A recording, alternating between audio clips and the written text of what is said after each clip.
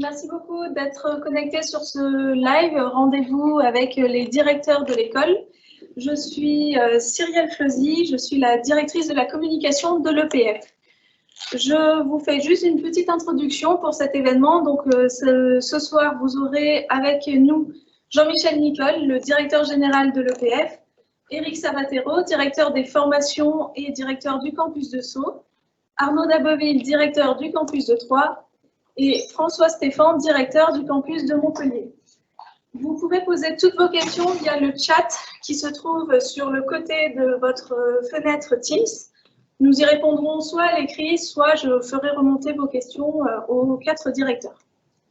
En guise d'introduction, un petit point sur la communication que nous avons choisi de mettre en place pour la gestion de la crise sanitaire.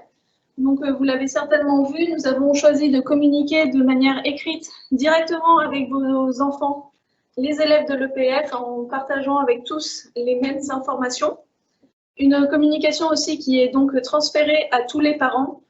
Il est possible que vous n'ayez pas reçu certaines de ces communications, c'est certainement dans vos spams. Donc, on a reçu quelques plaintes. Vérifiez dans vos indésirables, dans vos spams, parce qu'en principe, nous avons au moins une adresse d'un des 2 parents, c'est celle qui a été donnée à l'inscription de votre enfant à l'EPF. Donc voilà, vérifiez vos indésirables. Il y a une page sur le site web de l'école, donc epf.fr, dédiée à la gestion de la crise sanitaire. Donc encore une fois, on la met le plus souvent à jour, et le plus souvent possible à jour, avec dès qu'on a de nouvelles informations, on met cette page à jour. Et on a relancé l'adresse email qu'on avait mise en place au moment du premier confinement. Donc, l'adresse contact covid19@epf.fr. Donc, sur cette adresse, vous pouvez nous écrire, vous, vos enfants, pour toute question sur la gestion de la crise, la gestion, enfin des questions aussi si vous ou votre enfant rencontrez des difficultés, notamment des difficultés pour la connexion au réseau, pour des difficultés aussi d'isolement. N'hésitez pas, on fait en sorte d'être présent et de répondre à toutes vos questions. Et donc, une communication orale qui est donc, dont ce soir on est l'exemple, un rendez-vous tous les 15 jours avec le directeur, les directeurs de campus et les parents, et un rendez-vous hebdomadaire entre les responsables pédagogiques et les délégués de promotion. Donc là, ce sont vraiment les responsables pédagogiques qui sont en lien direct avec les enfants, les élèves. Et donc, ce sera hebdomadaire. Donc, je vais passer la parole à Jean-Michel Nicole, donc le directeur général de l'EPF, qui va vous expliquer le but de cette rencontre et de ces rencontres bimensuelles. Bonsoir, merci d'être présents, nombreux. Vous êtes à peu près 250 pour l'instant connectés. Ces réunions sont des moments évidemment importants. Tout d'abord, j'espère que vous êtes en bonne santé, que vous prenez soin de vous. Alors cette réunion, elle est faite dans une des salles de formation. Il était intéressant, je pense, pour vous d'essayer d'appréhender l'environnement technologique de nos travaux. Nous sommes dans une salle de formation, Commodal, une de ces 35 salles que nous avons équipées donc, à la suite de l'édition 1 de la crise Covid-19, Covid-20 pour l'occasion. C'est une salle qui offre beaucoup d'avantages. D'abord, sur le plan technologique, elle dispose d'outils de captation de grande qualité, des barres-sons, des systèmes qui permettent de zoomer sur le présentateur, le speaker, aussi une salle qui permet des interactions, qui dispose de moyens techniques très classiques, mais qui peuvent être aussi mis en évidence pour les élèves dans les actes de formation. Je voudrais juste compléter la présentation que Cyrielle a pu faire avant moi. Sur l'adresse Covid-19, Help Covid-19, il y a la possibilité pour vos enfants, donc nos élèves, de demander un soutien psychologique. Nous avons passé un accord avec une psychologue qui est une maman d'ailleurs d'un élève de l'EPF, donc elle connaît bien l'institution, elle connaît bien les méthodes pédagogiques et le corps enseignant, et donc si vous sentez qu'un de vos enfants, votre fils, votre fille a des difficultés, qu'il n'hésite pas à envoyer donc une information sur l'adresse qui vous a été communiquée, et il pourra donc rentrer en relation avec cette psychologue. Voilà, c'est un temps qui est extrêmement difficile pour nos enfants, voilà, comme pour nous bien sûr, et nous essayons de faire le maximum pour maintenir une attention permanente vis-à-vis d'eux. Alors cette réunion, elle vous montre évidemment l'ambiance, l'environnement de ce que vos enfants vivent quasiment tous les jours. Cette crise, elle vous interpelle, elle trouble évidemment chacun de nous. Nous essayons de faire au mieux pour tirer les leçons de la phase de confinement du printemps, et dans ces différentes conclusions que nous en avons tirées, nous avons pris un certain nombre de mesures. Les investissements technologiques sont une mesure, mais les principales mesures, elles sont liées donc à un certain nombre d'objectifs qu'on s'est assignés. Donc ces objectifs, ils sont, attendez, je vais les reprendre parce que la diapo est passée un peu rapidement. D'abord, dans ces réunions périodiques, c'est de revenir sur l'organisation qui est mise en place. Cette organisation, elle s'adapte en permanence en fonction évidemment des conditions sanitaires. Elle s'adapte aussi en fonction des diverses consignes que nous recevons, d'une part du ministère de l'Enseignement supérieur, de la Recherche et de l'Innovation, mais aussi du ministère des Solidarités et de la Santé, qui se traduisent par un certain nombre de mesures que nous prenons en interne. On reviendra sur ces mesures et on complétera à la lumière des questions déjà nombreuses que vous avez posées, que vous pourrez continuer donc à poser au fil de ce moment de partage.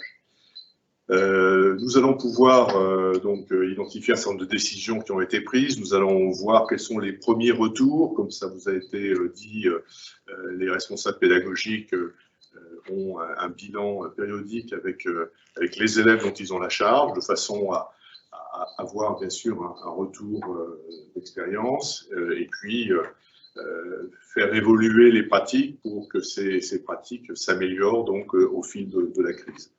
Nous allons aussi partager avec vous les premiers résultats, et puis un certain nombre de points de vigilance que nous avons pu noter au cours de cette première semaine de confinement. Et puis partagerons aussi un certain nombre de points de satisfaction, parce que cette expérience nous apprend des choses qui nous permettent aussi de progresser collectivement, et les choix que nous avons pu faire dans les procédures, dans les technologies, dans les pratiques, nous confortent dans l'idée qu'un certain nombre de décisions que nous avons prises sont de bonnes décisions. En tout cas, elles nous permettent de vivre le mieux possible cette période de confinement, évidemment, qui reste complexe pour chacun de nous. Donc, la gestion de la crise par l'EPF, elle s'est articulée autour d'un certain nombre de décisions. D'abord, dès les annonces de confinement du président de la République, donc nous avons, dès le 29, le 30 octobre au matin, donc réuni évidemment les équipes pour organiser la poursuite des activités. Nous avons pris en charge un certain nombre de mesures complémentaires qui ont été annoncées par le Premier ministre et Madame Vidal, notre ministre de tutelle.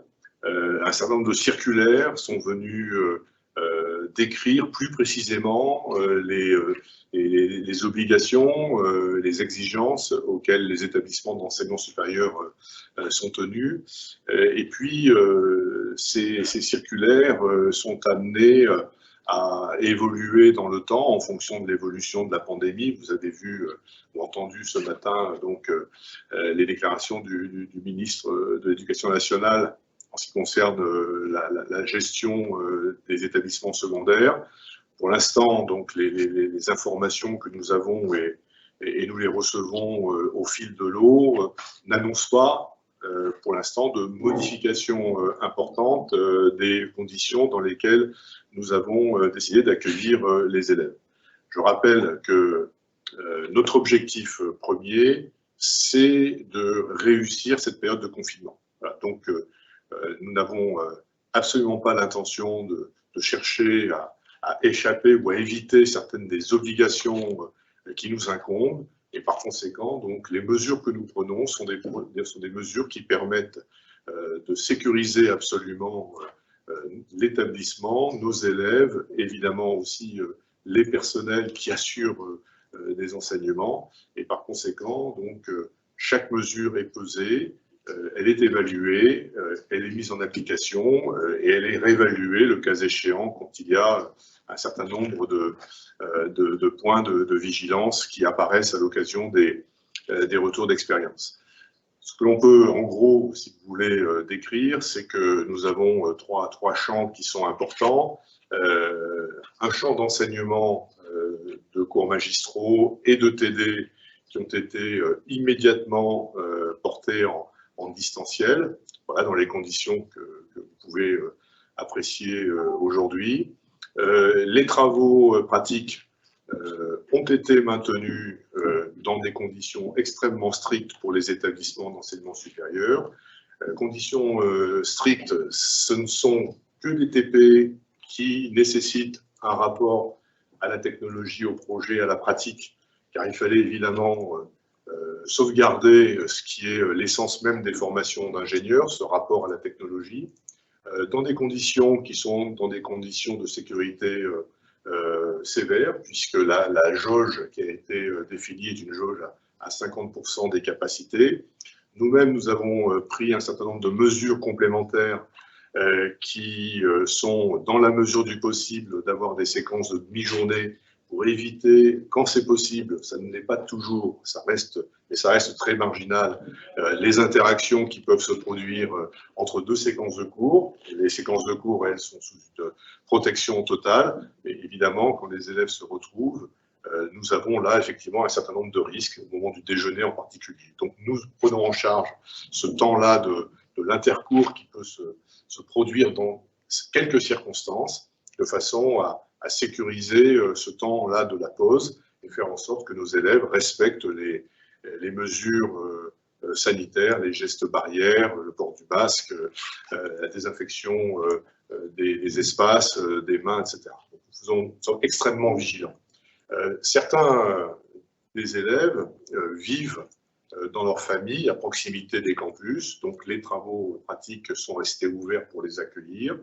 Mais nous avons intégré le fait que certains élèves sont dans des cités universitaires, dans des centres d'hébergement, donc dans des lieux qui sont dans des lieux collectifs, qu'ils peuvent, dans ces lieux-là, éventuellement souffrir d'isolement et qu'ils préfèrent retourner dans leur famille.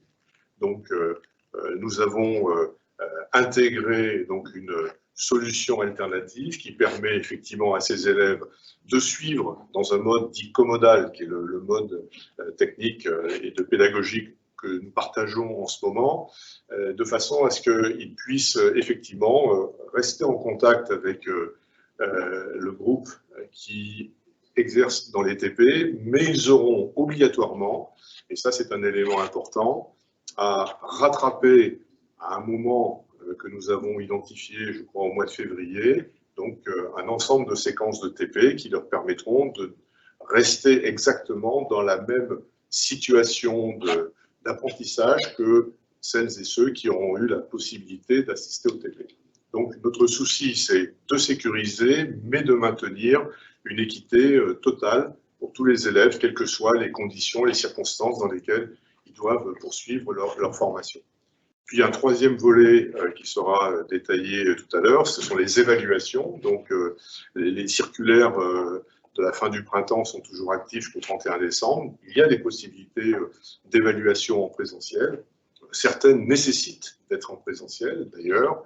Donc là, il y aura une gestion toute particulière qui vous sera explicitée par les trois directeurs qui sont présents ce soir avec moi, donc à l'occasion de cette manifestation.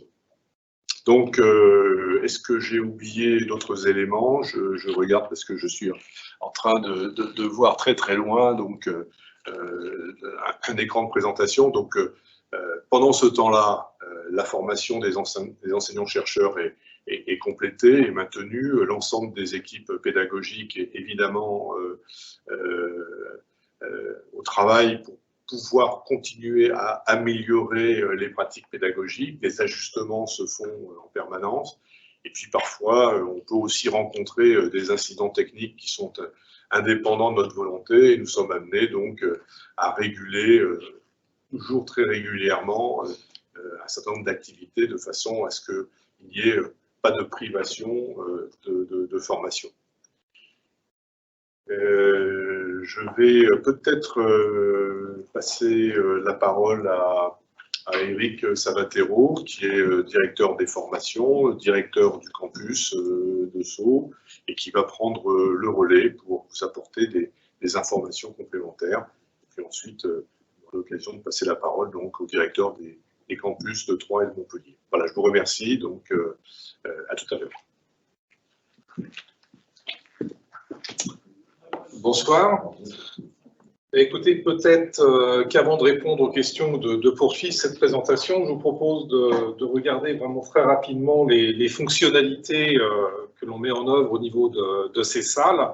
Alors, notamment, là, lorsque Jean-Michel parlait à l'instant, vous avez pu voir sur vos écrans la présentation. Donc, vous imaginez, le professeur est en train de faire sa présentation à partir de son ordinateur. Donc là, maintenant, il intervient, je dirais, devant les élèves. Donc, normalement, si tout se passe bien, vous devez me voir effectivement en plein écran, en train de vous parler et en train d'avoir les gestuels adaptés aux explications que je veux fournir. Et à un moment donné, j'ai besoin d'écrire des éléments au tableau. Donc, évidemment, je vais utiliser le tableau qui est derrière moi. Voilà.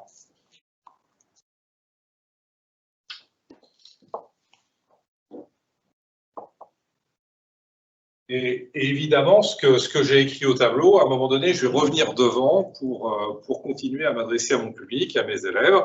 Et bon, comme vous pouvez le constater, si la technologie fonctionne bien, vous devez voir en premier plan ce que j'ai écrit au tableau et non pas ma personne qui est en train de cacher le tableau. Donc voilà, c'est ce genre de fonctionnalité qui est intégrée aux salles que l'on a mis en place.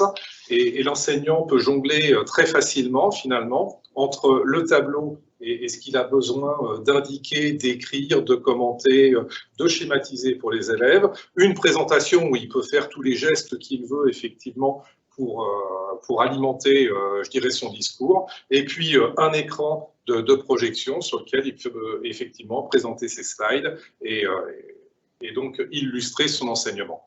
Alors, ces équipements, donc, comme on l'a dit tout à l'heure, aujourd'hui, on a équipé à peu près 35 salles sur les 3 campus de cette façon-là. Ça permet de faire aussi bien de l'enseignement commodal avec la moitié des élèves en classe, l'autre moitié à distance, que de l'enseignement totalement à distance, comme on le fait à l'heure actuelle. Et on demande donc à nos enseignants de venir dans ces salles pour qu'ils puissent enseigner à distance avec, je dirais, les meilleures conditions pour les élèves qui, eux, seront chez eux.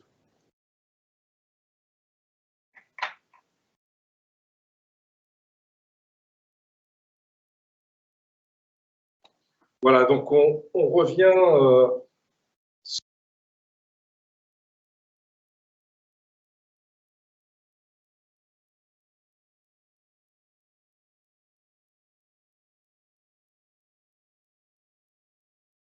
au sens où, à l'heure actuelle, c'est un petit peu compliqué pour trouver un stage.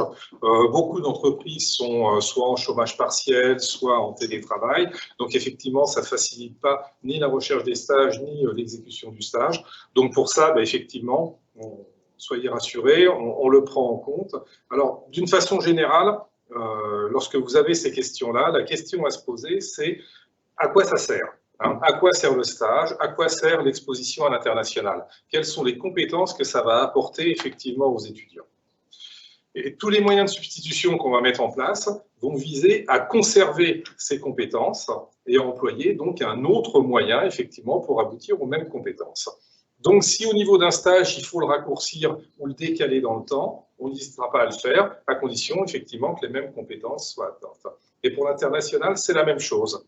Donc, aujourd'hui, pour l'international, les élèves ont du mal à partir dans certaines régions du monde. Il y en a qui sont totalement inaccessibles. Donc, on leur dit effectivement de privilégier des demandes de stage à l'international dans l'espace Schengen, parce que c'est là où c'est le plus facile et où les conditions sont les meilleures. Et si jamais ce n'est pas possible, eh bien on accepte par exemple des stages dans des entreprises qui ont des antennes à l'international et sur des travaux qui vont permettre effectivement d'interagir avec des entités en dehors de nos frontières. Et ça va permettre d'acquérir justement des compétences à peu près équivalentes aux compétences initiales, ce pourquoi a été fait l'exposition internationale. Donc vous voyez, c'est ce genre de choses. Alors on ne peut pas donner de règles générales sur la façon dont on va travailler, ce qu'on va accepter, ce qu'on ne va pas accepter. Ça nécessite une étude quasiment au cas par cas. Et à partir de là, effectivement, on va adapter nos règles pour permettre aux élèves, effectivement, d'accomplir leur parcours dans les meilleures conditions qui soient, avec les meilleurs apprentissages, et sans qu'ils soient pénalisés en termes de calendrier, en termes de temps. Et donc, au moment de la diplomation, là, au mois de décembre prochain, on aura au moins autant, si ce n'est pas 30 ou 40 élèves de plus, qui seront diplômés ingénieurs par rapport à l'an prochain. Et l'année suivante, il en sera de même. Voilà. Donc, peut-être qu'on peut passer aux questions ? Alors, parmi les questions qui reviennent le plus, il y a une première question un peu administrative sur quelle attestation doivent utiliser les élèves pour se rendre sur les campus. Alors, là, la réponse est extrêmement simple. Aujourd'hui, vous disposez d'une attestation qui est mise en œuvre par le ministère de l'Intérieur, que vous pouvez télécharger sur le site du ministère de l'Intérieur. C'est l'attestation de déplacement dérogatoire, je crois, voilà. Et c'est la première case dans la liste des motifs sur cette attestation qui permet aux élèves donc de sortir de chez eux ou de leur résidence pour venir à l'école. Donc cette attestation, elle est datée, hein, donc il en faut une par jour, effectivement, et avec, il faut avoir 3 documents complémentaires. Le premier document, c'est une pièce d'identité. Le deuxième document, c'est la carte d'étudiant qui justifie que l'étudiant est bien étudiant de l'EPF. Voilà. Et le troisième élément, c'est un extrait de son emploi du temps sur lequel va apparaître effectivement les séances d'enseignement. Généralement, c'est des séances de TP qui nécessitent effectivement sa présence sur l'école. Et donc, avec ces 3 éléments, plus l'attestation de déplacement dérogatoire, il n'y a aucun problème. Et pour les élèves qui ont une très mauvaise connexion Internet chez eux, est-ce qu'ils peuvent se rendre sur les campus? Alors, 2 réponses, qui ne sont pas des réponses de Normand, mais presque. La réponse au niveau du texte, c'est non. Parce que, bon, on l'a dit tout à l'heure, la priorité, c'est de respecter le confinement pour une raison sanitaire. Et le but, c'est d'enrayer effectivement cette crise et la propagation du virus. Donc, par défaut, je réponds non. Maintenant, il faut le faire avec un petit peu d'intelligence. Et effectivement, un élève qui peut absolument pas continuer à suivre ses enseignements et qui serait en rupture pédagogique avec l'école, ben on va essayer de prendre des mesures, effectivement, pour résoudre ça. Donc, ça peut être, effectivement, de venir à l'école dans des cas marginaux, dans des cas extrêmes. Et dans ce cas-là, on va mettre en place des mesures sanitaires pour qu'il soit isolé dans une salle ou dans un bureau, tout seul, pour pouvoir, effectivement, faire ses travaux. Mais encore une fois, j'insiste, ce sont des mesures marginales et tout à fait exceptionnelles pour des gens qui sont quasiment sur des déserts numérique. Donc, il ne faut surtout pas que ça devienne une généralité, parce que là, on ne serait pas capable d'accueillir. Et comment ça se passe pour les travaux pratiques en laboratoire, donc selon les différents campus? Alors là, je vais parler pour mon campus, et puis je passerai la parole à mes collègues pour les campus de Troyes et Montpellier. Pour le campus de Sceaux, compte tenu du nombre important d'élèves dont on a sur ce campus, je rappelle qu'on a 1400 étudiants à Sceaux, il n'était pas possible de prévoir systématiquement des stages bloqués pour réaliser les TP. Donc nous avons choisi, alors en plus de ça, sur le campus de Sceaux, on a plus de 70% de nos élèves qui sont des élèves franciliens, voire même sud-franciliens, qui habitent soit Paris intramuros, soit les départements du sud de l'Île-de-France. Donc, on a choisi de maintenir dans l'emploi du temps les séances de travaux pratiques en laboratoire. Et pour les quelques cas, effectivement, qui seraient bloqués, qui résideraient loin au nord de Paris, ou je ne sais pas, voilà, ou qui auraient des problèmes en termes de résidence, on a aussi quelques provinciaux qui louent des chambres étudiantes sur place. On leur permet effectivement de ne pas suivre en temps réel, je dirais, suivant le calendrier initial, les travaux pratiques, et on organisera un séminaire de rattrapage finalement pour ces TP. On le fera en fin de semestre. C'est pour ça que j'ai indiqué à tous les élèves que la semaine qui initialement était prévue pour le ski, ce sera une semaine travaillée et ce sera une semaine de rattrapage de tout ce qu'on n'aura pas pu faire pendant ce temps-là. Mais là aussi, j'insiste, il ne faut pas que ça devienne la généralité, parce que bon, on a 200 étudiants par promotion, ne serait-ce que dans le cycle L, donc ça veut dire 600 étudiants sur le cycle L. Si on veut faire tous les TP en stage bloqué, ce n'est pas une semaine qu'il nous faut, c'est un mois et demi. Donc, ça doit être des procédures marginales, et j'en appelle à la responsabilité de chacune et de chacun. Ce sont vraiment les étudiants qui sont en grande difficulté, qui mettent 1h30 ou 2 heures pour venir à l'école, ou qui sont en difficulté parce qu'ils sont isolés dans une chambre d'étudiants extrêmement exiguë, qui peuvent bénéficier de ces facilités. Mais la règle générale, c'est de maintenir les TP dans l'école, effectivement, pour la très grande majorité des étudiants. Alors maintenant, j'ai passé la parole à mes petits camarades de Montpellier et de Troyes pour qu'ils expliquent effectivement quelles sont les mesures qu'ils ont prises chacun sur leur campus. Alors peut-être qu'on peut commencer par Montpellier, François. Oui, merci Eric. Donc sur Montpellier, donc on a la même politique de maintenir les TP expérimentaux en présentiel. Mais étant donné qu'on a des étudiants qui viennent de l'ensemble du territoire, on a pris la décision de modifier les emplois du temps et de regrouper ces travaux pratiques sur des jours groupés pour limiter les déplacements. Et voilà, il y a des jours qui ont été définis au cours de la semaine avec une réorganisation des emplois du temps et qui ont été envoyés aux étudiants aujourd'hui même. Ok, merci François. Arnaud, tu peux prendre la suite pour le campus de Troyes? Tout à fait. En ce qui concerne le campus de Troyes, alors nous, notre situation est évidemment très différente de celle du campus de Sceaux et elle s'apparente au contraire au campus de Montpellier. Alors nous avons 300 élèves en cycle L. Par contre, contrairement au campus de Sceaux, ces 300 élèves en cycle L, ils sont 300 élèves en chambre d'étudiants à Troyes. On n'a pratiquement aucun élève qui habite sur place avec sa famille. Ce qui fait que si effectivement nous avons, comme le campus de Sceaux et de Montpellier, nous avons maintenu les TP nécessitant des expérimentations en présentiel, par contre, nous nous sommes efforcés d'éviter de les laisser dans l'emploi du temps tels qu'ils sont, afin d'éviter que nos élèves passent 6 semaines confinés pour 3 ou 4 TP répartis au fil du temps. Donc, on s'est lancé dans une entreprise assez complexe de refonte complète de l'emploi du temps afin de regrouper les TP dans un créneau relativement restreint, ce qui permet aux élèves de venir dans leur chambre d'étudiants à Troyes pour la période des TP et de retourner et de passer le reste du temps en confinement avec leur famille. Cette mesure avait pour motif d'abord d'éviter que les élèves soient seuls, se retrouvent tout seuls, complètement isolés dans leur chambre d'étudiants à Troyes, ou qu'avec leurs camarades, ils se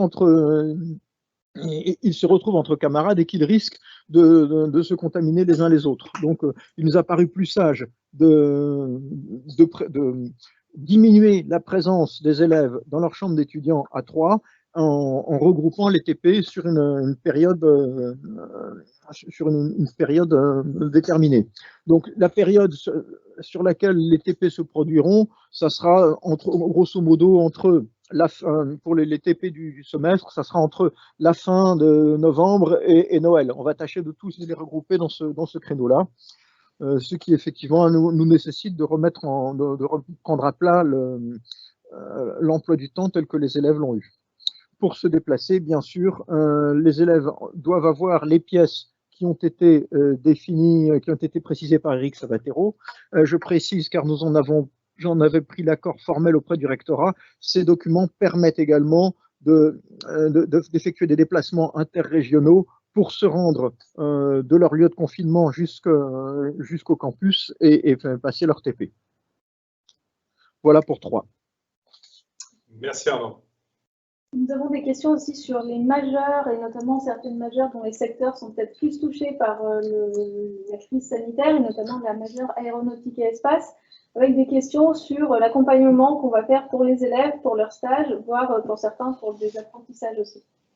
D'accord. Alors effectivement, le secteur de l'aéronautique, comme vous le savez, est particulièrement touché par cette crise. Et on a beaucoup d'entreprises et de grosses entreprises qui pratiquent le chômage partiel, voire le télétravail. Et effectivement, ça impacte nos élèves au niveau des stages, au niveau des périodes d'alternance, etc. Alors je dirais, plusieurs cas de figure pour les élèves qui sont déjà lancés sur un projet, sur un stage, sur des choses comme ça. Généralement, les choses se continuent, donc avec des conditions qui peuvent un petit peu différer. Les stages peuvent s'allonger un petit peu dans le temps, donc dans ce cas-là, on va décaler les soutenances si on prendra en compte la soutenance au niveau de la diplomation.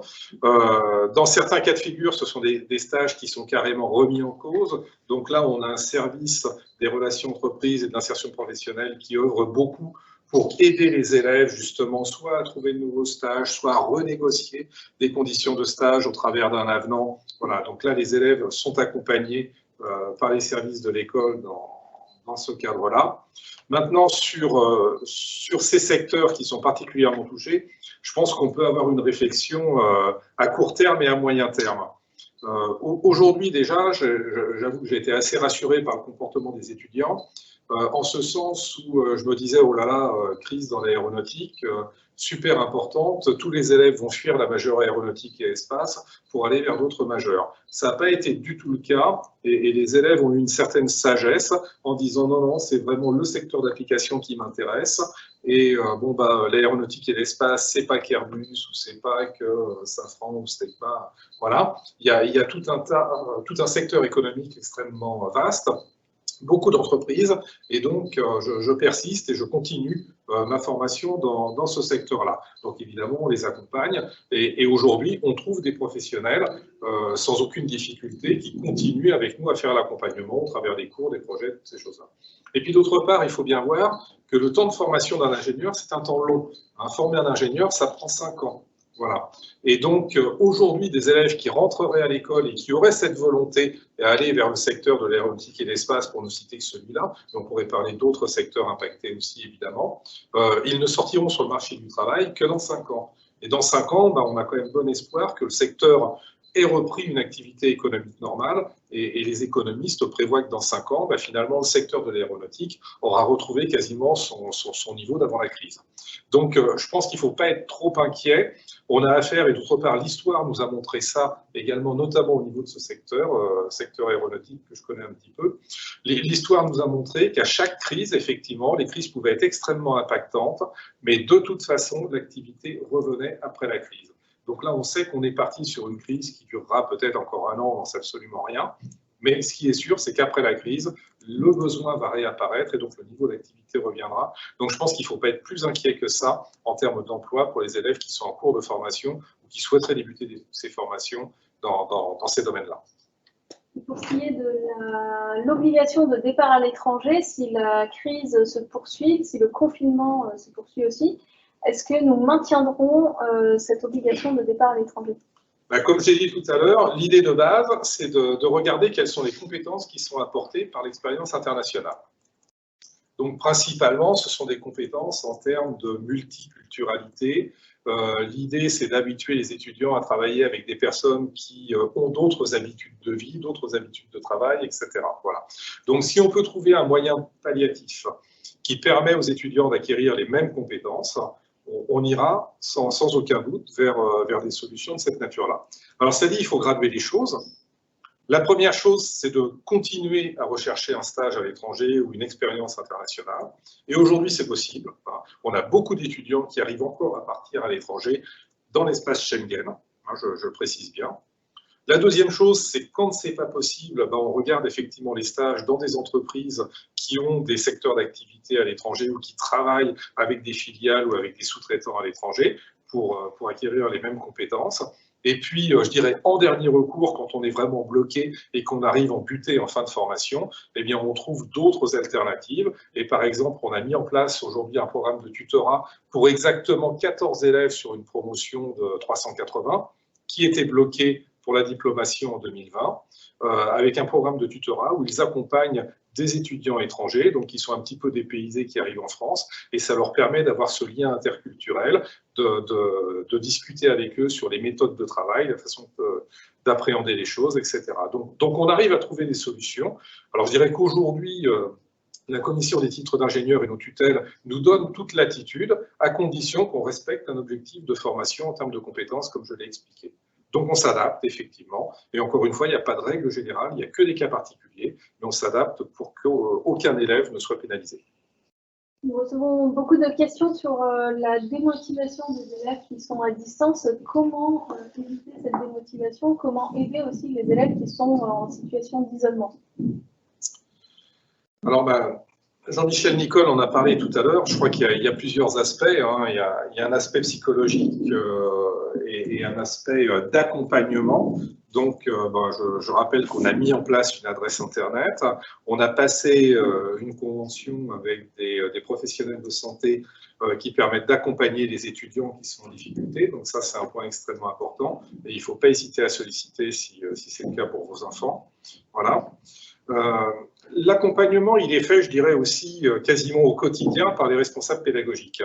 Et chaque responsable pédagogique sur les 3 campus est en lien, je dirais, quasiment permanent avec ses étudiants. Le lien se fait aussi au niveau des élèves délégués par promotion. Et on a organisé une réunion hebdomadaire des responsables pédagogiques avec les élèves, les délégués de promotion, pour avoir les retours justement sur ce qui se passait bien, ce qui se passe moins bien, ce qu'on peut améliorer, les élèves qui sont en situation éventuellement de perdre un petit peu pied, qu'il faut un peu plus surveiller, qu'il faut relancer, etc., avec qui il faut prendre contact. Donc on essaye d'accompagner pour faire en sorte de ne laisser personne.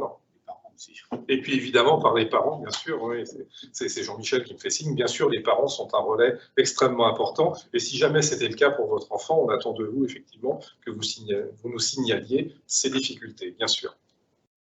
Je reviens juste un petit peu en arrière sur les TP, parce que beaucoup de parents de Montpellier et Troyes s'inquiètent de ne pas avoir reçu encore les plannings de ces TP. Est-ce qu'on a une date précise à leur donner? Alors, je m'adresse plutôt du coup à François Stéphane et Arnaud Dagouville. À Montpellier? Alors à Montpellier, les dates, les périodes de retour ont été envoyées, donc ça a été fait aujourd'hui. On a essayé d'avoir des périodes de retour qui ne se chevauchent pas entre les promotions pour justement permettre la distanciation, et voilà, ça a été réorganisé hier et avant-hier et envoyé aujourd'hui. Merci. Et à Troyes? Bon, à Troyes, j'escompte qu'on puisse l'envoyer dans le courant de la semaine prochaine. Je voudrais juste maintenant préciser qu'un emploi du temps, c'est quelque chose qui se construit par une responsable de scolarité pendant plusieurs semaines avant la rentrée. C'est un véritable château de cartes qui regroupe une centaine de vacataires sur 3 promotions. Le jour où j'ai dit à ma responsable de scolarité qu'on allait retirer les TP et les regrouper en fin de semestre, c'est comme si j'avais donné un grand coup de pied dans le château de cartes en lui disant de le reconstruire aussi vite. Donc, repositionner des TP en fin de semestre ou dans des périodes bloquées, ça signifie quand même un travail assez lourd de réorganisation et de remise en place de séances de TP, sachant par exemple qu'un professeur qui donne un TP à une classe, il donne en réalité 6 séances, puisque chaque séance, la promotion est divisée en 6. Donc, c'est 6 séances de TP qu'il faut organiser. Tout ça, ça doit se repositionner dans un emploi du temps qui n'est pas forcément fluide. Donc, c'est un travail assez lourd et qui nécessite quand même un certain nombre d'heures de travail. Donc, c'est pour ça que ce travail sera vraisemblablement disponible dans le courant de la semaine prochaine. Alors, d'une façon générale, hein, j'insiste, parce que j'ai vu passer une question comme ça sur la semaine de ski. Alors, je rappelle quand même que la semaine de ski, initialement, c'était une semaine pour des activités de vie associative et des activités de vie étudiante. Et je rappelle que ces activités sont évaluées. et qu'elles donnent lieu à des valorisations sous la forme de crédits ECTS en fin de scolarité. Donc il ne faut pas les prendre comme des activités, je dirais, complètement de loisirs, même si ça y ressemble quand même beaucoup. Et en tout cas, cette semaine, c'est bien une semaine académique. Donc, je n'ai pas transformé une semaine de vacances en semaine académique, non. J'ai réorienté une semaine académique sur d'autres activités académiques. Voilà, donc c'est bien comme ça qu'il faut le comprendre. Et comme vous l'avez compris, on manque de place dans l'emploi du temps. Bah, c'est sûr que cette semaine académique, prioritairement, elle va être utilisée pour replanifier des TP, voire replanifier des examens. Et c'est sûr qu'on va essayer de concentrer tout ça sur la période la plus courte possible pour que les élèves passent, je dirais, le temps nécessaire, mais pas plus, à proximité des campus, tout en respectant évidemment les consignes sanitaires. Alors, une question globale à nouveau sur les stages et peut-être sur le stage humanitaire avec la question sur les demi-journées humanitaires. Comment on fait quand elles ont été annulées? Est-ce que ce système va continuer à remplacer les stages humanitaires? Voilà, Oui, c'est une question qui est un petit peu générale. Alors, je dirais que dans l'ordre des choses, on est amené à gérer les contraintes. Vous l'avez bien compris, on est sous un système sous contrainte et on ne peut pas répondre à 100% à toutes les contraintes. Voilà. Donc, on va être amené à prioriser tout ça. Alors, cela dit, cette notion humanitaire, ou je dirais plutôt d'engagement citoyen, c'est une notion importante et c'est quelque chose qui fait partie des valeurs de l'école. Donc, il n'est pas question de rayer ça des acquis de la scolarité et des compétences de nos étudiants. C'est un point fort, on tient absolument à le garder. Alors maintenant, sous quelle forme on va le garder? Effectivement, déjà historiquement, on avait mis en place des demi-journées pour les élèves qui rentrent en cours de scolarité, notamment en troisième année, et on étale ça sur l'année. Bon, je pense qu'on va garder un système de cette nature-là. Alors là, effectivement, au niveau du premier semestre, il y a beaucoup de demi-journées qui ont été annulées. Peut-être qu'elles seront reportées sur le deuxième semestre, j'en sais rien. Ça va dépendre aussi de l'évolution de la crise. Donc, et puis, si jamais on ne peut pas les maintenir, eh bien, on prendra une solution de substitution sur la base d'un travail personnel ou en groupe qu'on demandera aux étudiants autour de cette thématique, effectivement, de l'engagement citoyen et de la responsabilité citoyenne dans la société. Et finalement, la crise qu'on est en train de vivre, en termes de responsabilité citoyenne, elle est extrêmement forte et elle apporte aussi des acquis. Des questions un petit peu précises aussi pour des cas particuliers, mais qui reviennent. Un exemple, mon fils est confiné en Normandie. Il peut venir lundi pour un cours donc de 15h à 18h, mais il a cours le matin en distanciel de 11h à midi. Est-ce qu'il peut venir passer toute la journée sur le campus et suivre la partie à distance Alors, ça fait partie des cas particuliers où la réponse est oui, effectivement. Quand il y a des temps de transport qui sont importants, effectivement, on permet de façon ponctuelle. Il faut nous prévenir à l'avance parce qu'il faut quand même qu'on prenne nos dispositions en termes d'accueil.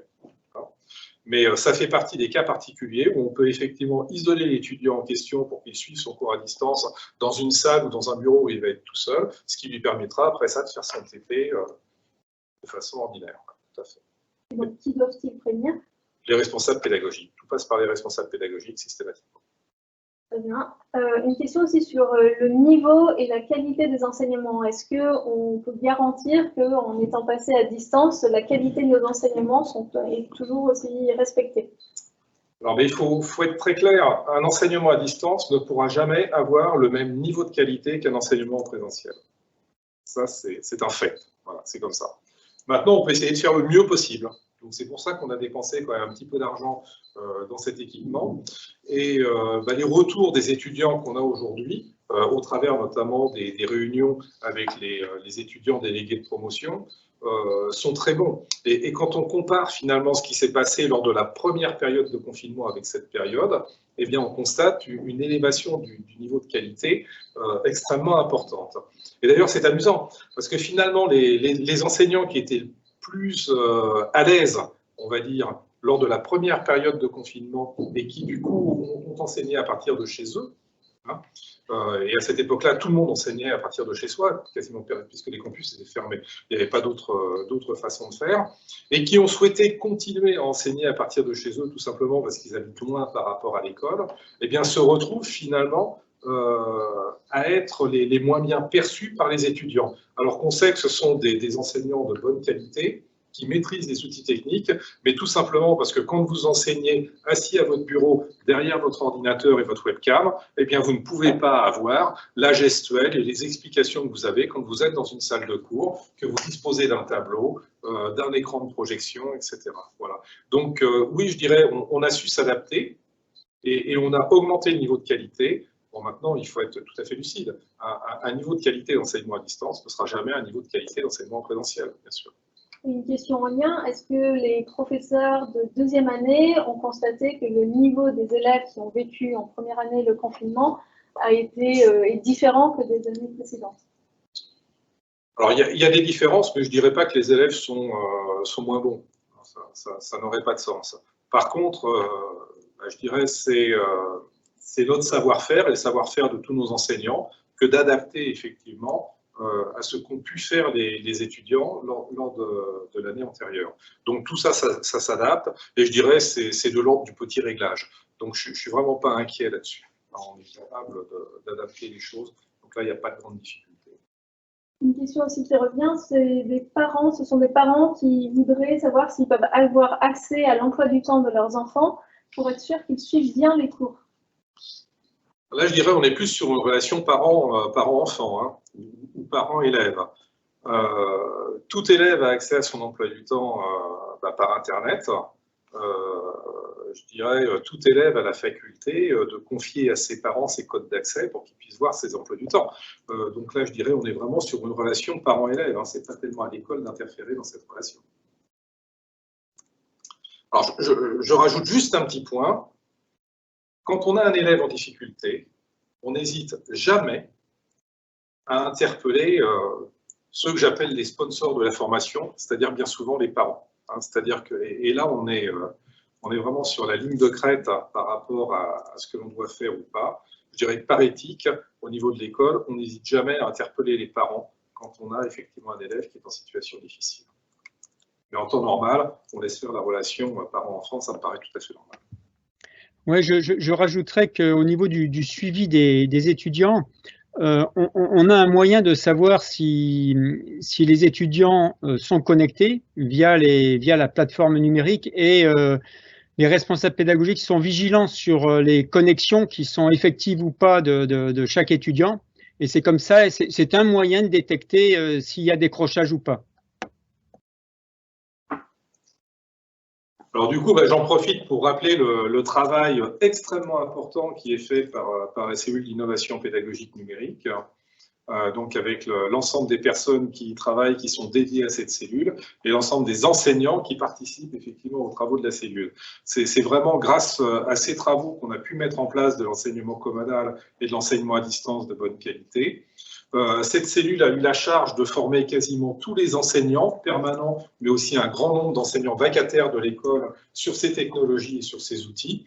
On a développé très largement les outils d'enseignement au travers de l'environnement numérique Moodle, enfin eLearn dans sa version EPF, et tous les outils de formation à distance. Donc là, on a vraiment une cellule qui est extrêmement impliquée, extrêmement productive sur des outils numériques qui permettent l'enseignement à distance.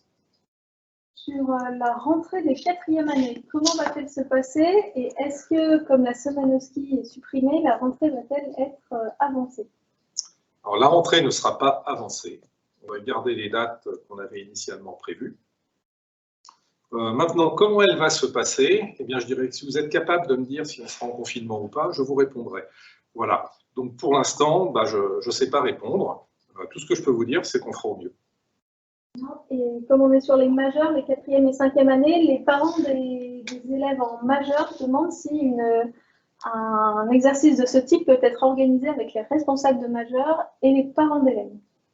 Bien sûr, il n'y a aucune difficulté, bien sûr. Mais rappelez encore une fois que du coup, les responsables pédagogiques et de majeurs sont directement en lien avec les élèves toutes les semaines. Ouais. Tout à fait, on peut organiser une prochaine séance avec les responsables de majeurs. Alors, une question sur les évaluations. Tout d'abord, si un étudiant est malade du Covid au moment des évaluations, aura-t-il droit à un rattrapage?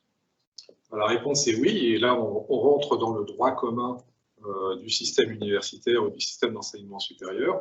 Un élève qui est malade, qui est en temps normal, même en dehors d'une crise pandémique, a droit effectivement à une session de rattrapage. C'est fait pour. Donc là, ce sera exactement le même cas de figure. Bien sûr. Et sur les évaluations toujours, comment vont être organisées les évaluations de fin de semestre et des contrôles continus? Alors, je ne vais pas répondre de façon exhaustive à tout ça. On a pris un certain nombre de dispositions, on a informé les élèves au travers des responsables pédagogiques sur les modalités d'évaluation, je dirais unité d'enseignement par unité d'enseignement. Dans certains cas, on était amené à retirer certaines évaluations qui étaient notamment des évaluations de contrôle de connaissances, tout simplement parce qu'une évaluation de contrôle de connaissances faite à distance, ça n'a aucun sens. Hein. On l'a vu lors du premier confinement. On a gardé par contre des travaux de type bureau d'études, où généralement les élèves travaillent par petits groupes, remettent un projet, et on est sur des travaux où les compétences qui sont développées sont beaucoup plus des compétences méthodologiques et des compétences de raisonnement. Voilà. Et puis en fin de semestre, donc on va garder en présentiel et uniquement en présentiel des évaluations qui seront des évaluations plus basées sur les compétences et qui sont des évaluations globales qui permettent de valider les compétences acquises sur une unité d'enseignement à l'issue du semestre. Voilà. Les évaluations, on va essayer de les garder le plus possible en présentiel, parce que c'est elles véritablement qui ont du sens, hein, et notamment lorsqu'on arrive vers la fin de la formation et qu'il faut délivrer le titre d'ingénieur.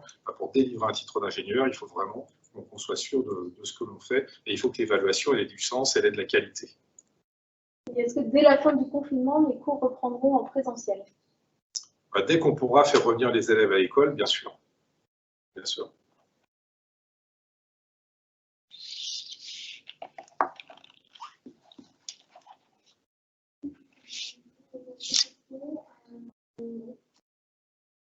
Un peu tout le temps les mêmes qui reviennent. Serait-il possible d'avoir une trace écrite des corrigés d'exercices sur Moodle? Donc là, c'est vraiment des questions au RP, je pense. Alors effectivement, c'est plus des questions aux responsables pédagogiques et puis aux enseignants dans chaque discipline ou dans chaque unité d'enseignement. Bon, je pense que les élèves peuvent directement poser ces questions et faire ces demandes aux enseignants concernés et aux responsables pédagogiques. Techniquement, il n'y a pas de difficulté. Hein, donc, Et pour les langues, est-ce que vous pensez que l'apprentissage des langues aujourd'hui à distance permet la qualité, encore une fois, des cours? Alors, je dirais que c'est vraiment c'est un enseignement qui est très particulier et c'est peut-être l'un des enseignements où l'enseignement à distance est le plus facile. Et de même où l'évaluation à distance est possible parce que l'évaluation, c'est du face-à-face à chaque fois. Alors j'ajouterais même que nous-mêmes, nous suivons des cours d'anglais régulièrement, voilà, et ces cours d'anglais ont lieu à distance. Voilà, en ce qui me concerne, ça fait un peu plus d'1 an que je pratique ça, et ça ne pose pas de difficulté.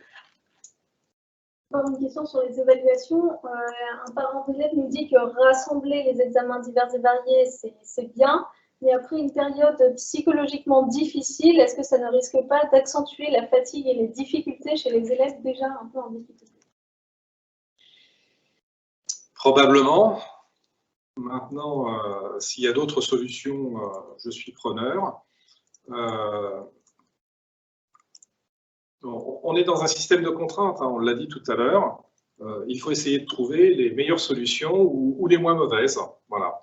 Donc, ce sont les solutions que l'on a choisies. Alors maintenant, encore une fois, s'il y a des difficultés d'ordre psychologique, etc., on peut les traiter de façon préventive.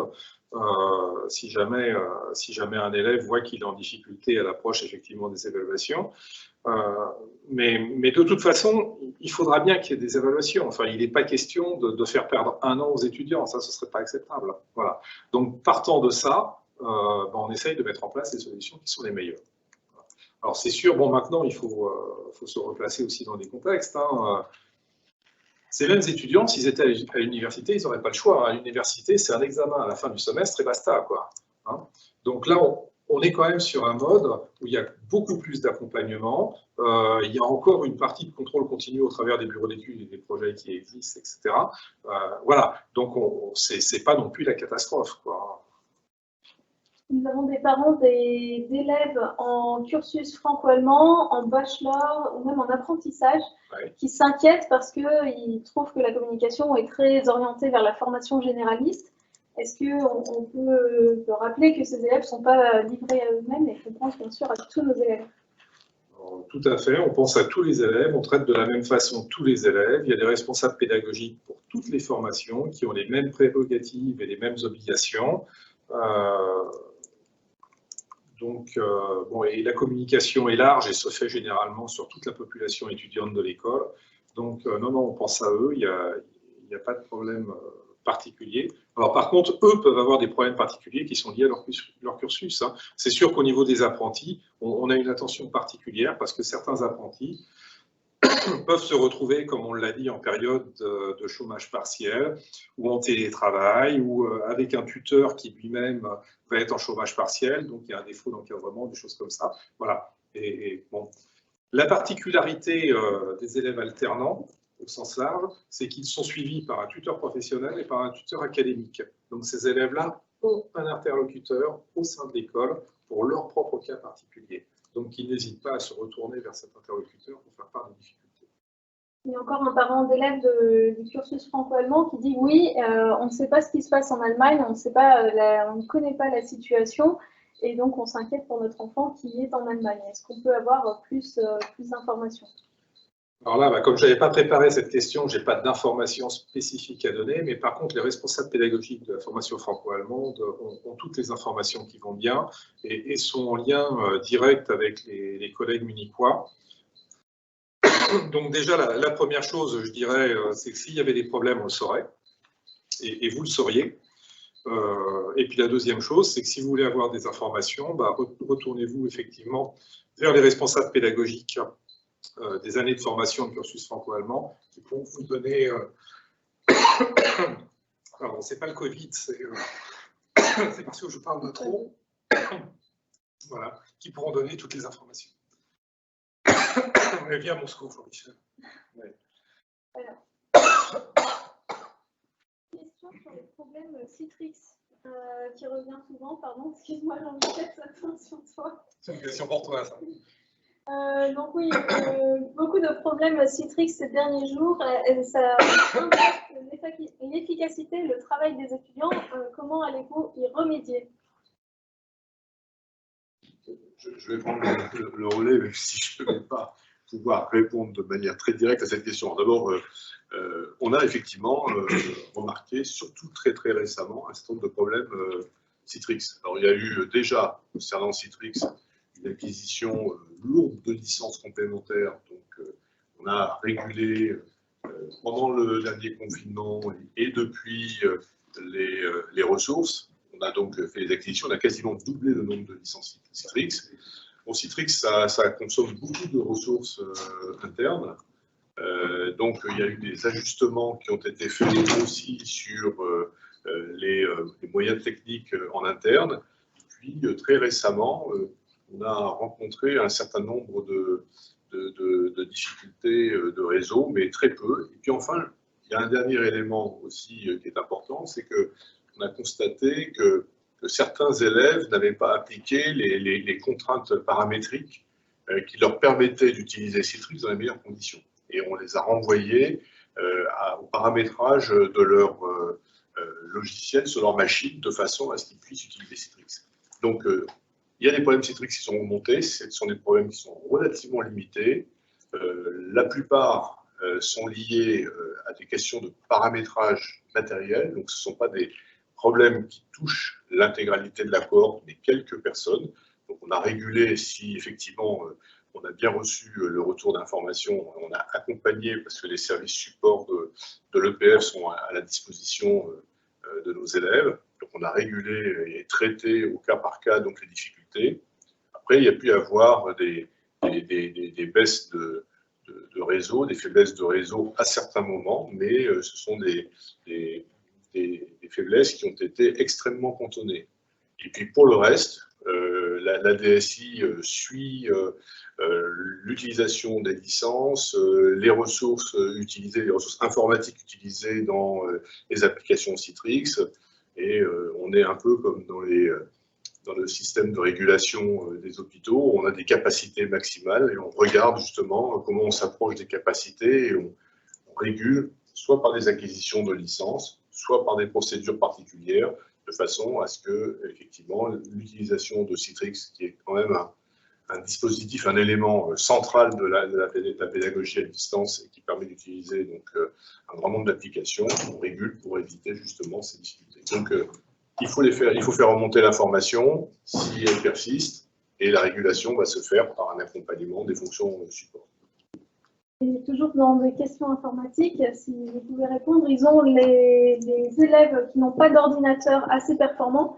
Comment peuvent-ils ou où peuvent-ils trouver l'information sur la performance des ordinateurs dont ils doivent s'équiper?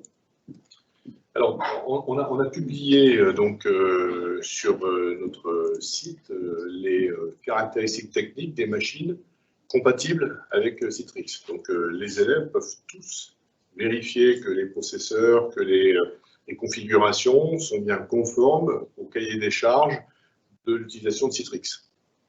Et donc, cette information-là est parfaitement disponible. Maintenant, au cas par cas, si effectivement, à un moment donné, un élève tombait en panne de machine ou avait une grosse difficulté qui était liée justement à son équipement matériel, et s'il n'était pas en capacité de le réguler à titre personnel, là, il y a une alerte Covid-19 et une adresse. C'est une situation particulière dans cette crise sanitaire. On peut examiner donc au cas par cas, et on l'a fait pendant la première période de confinement, en particulier pour des élèves isolés. Et je pense à des élèves qui ne sont pas représentés là, c'est les élèves étrangers qui n'ont pas la famille à proximité et qui peuvent se retrouver en déshérence.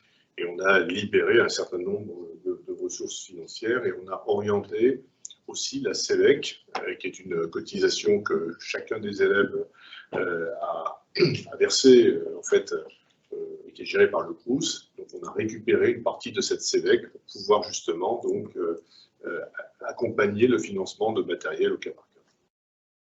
Deux questions pour le campus de Montpellier, ça vous fera respirer.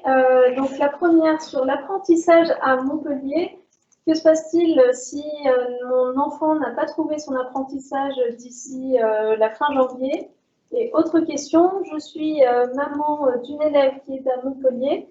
Puis-je l'emmener pour cette TP et la ramener ensuite? Mais a priori, ça n'a pas lieu d'être puisque les TP n'ont pas lieu pour l'instant. Mais je laisse François répondre. Oui, alors pour l'alternance, en effet, on accueille une formation par alternance, par apprentissage sur Montpellier. Il y a 46 nouveaux apprentis cette année. Actuellement, 36 ont signé un contrat d'apprentissage et 7 sont encore en recherche de contrat. Donc l'école garde ses contacts avec des partenaires locaux et on a donc des pistes pour ces 7 étudiants encore en recherche. Ils ont jusqu'à fin février pour trouver un contrat d'apprentissage. Et bon, j'ai fait le point dernièrement avec le responsable. On est optimiste sur le fait que les étudiants puissent trouver quelque chose. Alors sur les TP, alors c'est vrai que les TP, c'est ce que j'ai dit précédemment, hein, ils sont regroupés sur 3-4 jours. Alors j'ai pas les dates précises en fonction des promotions. Et là, l'étudiant, bien entendu, peut arriver sur le campus avec comme il le souhaite. Attestation du coup dérogatoire. Voilà, tout à fait.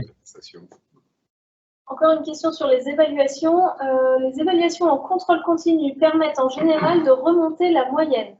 Leur suppression aura un impact sur la moyenne générale de la matière. Est-ce que vous en tiendrez compte? On en a toujours tenu compte. Épreuve en est, c'est que l'an passé, malgré la période de premier confinement, aucun élève n'a été pénalisé. Donc, je dirais, il en sera de même là. Hein. Bien sûr, on tient compte des circonstances particulières et on fera en sorte, effectivement, qu'on ait la même proportion d'élèves qui passent en année supérieure et qui soient... Encore une fois, on va valider, et d'ailleurs, enfin, c'est vraiment d'un point de vue pédagogique un sujet qui est intéressant, parce que les évaluations sont là pour valider des compétences Et donc, ces compétences, elles peuvent être évaluées par un certain nombre de dispositifs différents. Et au bout du compte, on va garantir effectivement ces compétences. Bon, alors, quand on parle de notes, de moyennes, de choses comme ça, est-ce qu'on est vraiment sur une compétence acquise par un 10,52 ou par un 11,21 ? On peut se poser la question. Donc, il faut vraiment raisonner en termes d'acquisition, de crédit ECTS qui matérialise l'acquisition des compétences, et en termes d'autorisation de passage en année supérieure. Mais les élèves ne seront absolument pas pénalisés, ça c'est clair. Une remarque un petit peu en lien d'un parent par rapport au col de première année. C'est compliqué après une journée de cours en visio de 8h à 19h d'enchaîner avec une colle. Est-ce qu'il serait possible de prendre en compte la charge de la journée, sachant que la visio demande déjà beaucoup de concentration? Je redis la même chose, on est dans un système dégradé, on essaye de faire au mieux ou au moins pire, et je ne nie pas la difficulté, bien au contraire, je la constate. Alors c'est vrai que les séances de colle se rajoutent le soir généralement. C'est hyper compliqué parce qu'il faut avoir la disponibilité des colleurs, etc. Enfin, il ne faut pas croire que c'est quelque chose qu'on peut remanier super facilement, surtout quand on a des promotions de plus de 200 étudiants. Encore une fois, les colleurs prennent en compte cette difficulté. Et ils savent très bien qu'effectivement, un élève, à la fin de sa journée, surtout une journée en visio qui est plus fatigante qu'une journée en présentiel, va être moins performant. Et donc, il va adapter l'exigence au niveau de sa colle. Bien souvent, d'ailleurs, la colle est là pour aider la compréhension d'un certain nombre de concepts. Et donc, l'école aide, je dirais, les étudiants dans leur apprentissage. Donc, tout ça, c'est pris en compte. Et effectivement, quelquefois, la vie est plus difficile parce que les circonstances extérieures sont plus difficiles. Mais vous savez, ça aussi, ça fait partie de l'apprentissage de la vie professionnelle et de la vie future. Je crois qu'on arrive au bout des questions. On a posé une grande majorité de questions. On a reçu 138 questions. Alors, merci à tous les parents. Et merci aussi pour tous les messages d'encouragement que vous nous laissez sur la plateforme et de remerciements d'avoir organisé cette réunion. Peut-être un mot pour conclure, Éric, Jean-Michel. Oui, Jean-Michel va avoir un mot de conclusion. Moi, j'ai retenu en tout cas que dans 2 semaines, on renouvelle l'expérience et on va inviter les responsables pédagogiques des majeurs. Voilà. Et en tout cas, en ce qui me concerne, je remercie je dirais, tous les parents qui étaient présents, nombreux à être connectés. Leurs enfants, nos élèves, voilà, et puis nos collègues des 2 campus qui étaient également présents. Je te laisse le mot de la fin. Oui, merci.